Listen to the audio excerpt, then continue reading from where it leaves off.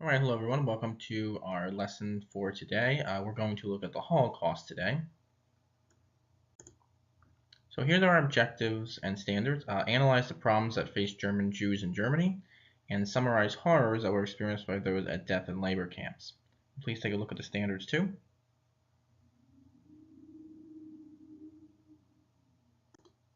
We have three vocabulary words: Holocaust, the mass murder of the Jewish and other groups declared to be inferior by the Nazi Party; genocide, mass murder of people of a certain group; and ghetto, segregated Jewish areas established by the Nazi Party. So just for the thing about this question, I know I've talked to some of you in live class already and asked you this, but have you ever heard of the Holocaust? You know anything about the Holocaust? Just yes, no, or you're not sure. That's all you need to do for the think about this question. And then our essential question for the lesson is, how were groups of certain people treated in the Holocaust?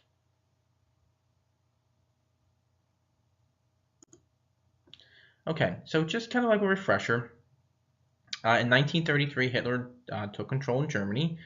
He ordered the removal of all non-Aryans from government jobs. Um, Non-Aryans are people who are not what he deemed like pure German blood or anything like that. And this was his first step towards a policy of racial purity that would lead to the Holocaust. And the Holocaust was the murder of 11 million people, more than half who were Jewish.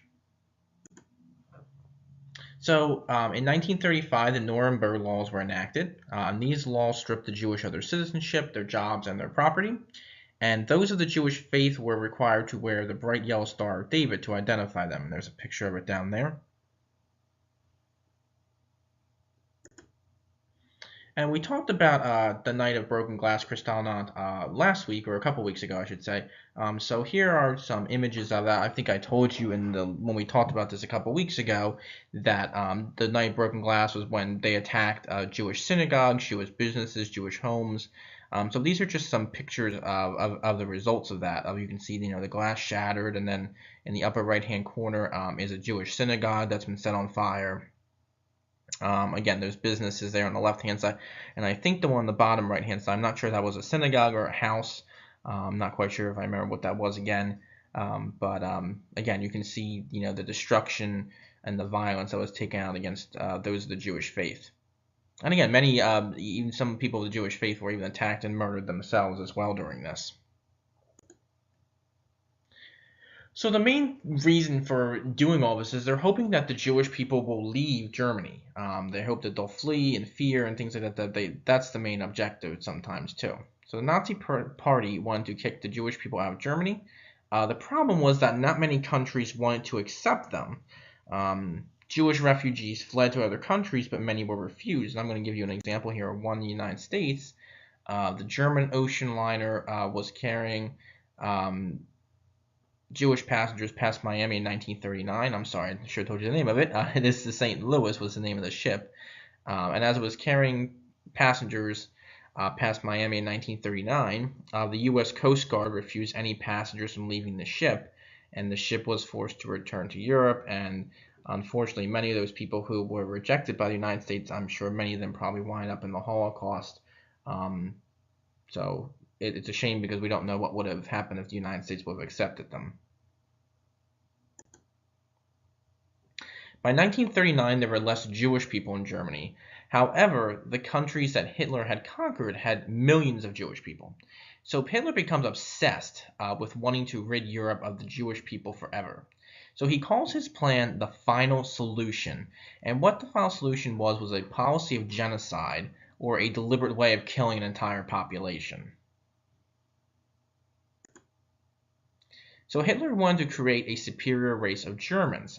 To achieve this, he would need to get rid of those he deemed weak or inferior. People like the Gypsies, the Freemasons, and the Jehovah's Witnesses, homosexuals, the mentally deficient or disabled, the physically disabled and the ill. And it also included, again, like we had mentioned before, those of Jewish faith, communists, socialists, liberals, or anyone who was simply against the Nazi Party. So again, if you fell into one of these groups, or even other cases, Hitler wanted you pretty much erased.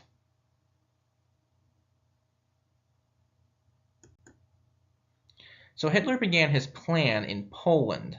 His security squadrons, or the SS, we talked about them a little bit already, would round up Jewish men, women, children, and babies and execute them. So this was the beginning of the execution of Jewish people. Now, the Jewish were also forced to move to ghettos. These were areas that were sealed off with barbed wire and stone walls. They were overcrowded, and the living conditions were just terrible.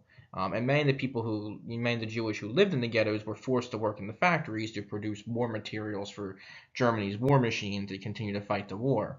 But the ghettos were not good places that you want to live again. Like I said, a lot of times they were overcrowded, multiple families living in one apartment or a room. Not good conditions. Here's an example of what a ghetto looked like. You can see, it has the Jewish star on it, the Jewish Star of David, I should say. You can see it has the barbed. It's kind of hard to see because it's black and white, but it has the barbed wire on top of the fence there, and the guards there standing outside. So that's kind of an example of what a Jewish ghetto looked like. Now, some Jewish did resist the tactics of the Nazis. They formed secret groups of resistance. Some of the things they did was some formed published newspapers or set up music or theater groups, and some even sent their children to secret Jewish schools. That way, they didn't have to be taught by the Germans or the Nazis or whatever. So some of them continued to send them to school, and that way they could learn. So those Jewish who were not reached by the death squads were taken from their homes. They were put on trains or trucks and sent to concentration camps, which were labor camps. People were jammed into wooden barracks that were overcrowded, and hunger and labor were responsible for many deaths. So here's some pictures here on the upper left-hand corner. That's what many people who stay in these barracks and these camps slept in. You can see it's kind of like a wooden bed thing, and they slept side by side pretty much, not comfortable at all, and overcrowded. And then on the bottom right-hand corner, that is a train car that would carry people to the concentration camps. Again, they were frequently overcrowded and standing. You couldn't really sit down. You had to stand the entire time and things like that. So again, just horrible conditions. Okay, so the death camp. So in 1942, Hitler's top officials adopted a new method to exterminate the Jewish. They believed that they needed to kill quicker, so the Nazis built 6 death camps.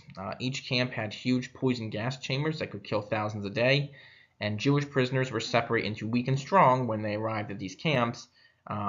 Typically, they were told to strip their clothes off, and they were walked around in front of doctors who determined if they were weak or strong. If they were strong, they were sent to go do work and do labor, and those who were weak were sent immediately to the gas chambers. Okay, there were other methods of killing too. There were shootings, there was hangings, there were poisonings, and there were also horrible medical experiments that were done on children and people with disabilities and twins. So again, just horrible, horrible things that happened to these people. Now, an estimated 6 million Jewish people died at the hands of the Nazis, but some did survive the terrible events, and they would forever remember what they experienced. And I have a picture of this woman here, Manya Kornbilt. It's kind of hard to see in the picture there, but she's showing you that she has the tattoo, well, not tattoo, but where she was marked by the Nazis with her prisoner number when she was in the camps. So again, there were stories of survival that came out of these death camps and labor camps and the Holocaust. But again, something that the world definitely will always remember. Okay, so wrap up here. So persecution begins. Jewish people were persecuted and attacked. Their rights and their property were destroyed. In assigned areas, many Jewish were relocated to ghettos, and some formed groups of resistance against the Nazi Party. And then the horrors of the camps, death and labor camps, looked to wipe out groups of people. But some survivors did survive the horrific experiences, and they continue to tell their stories to this day. All right, everyone. Well, that's all I have for this lesson. So again, submit your answers, and you'll get extra credit this week for those. And I will see and talk to you soon.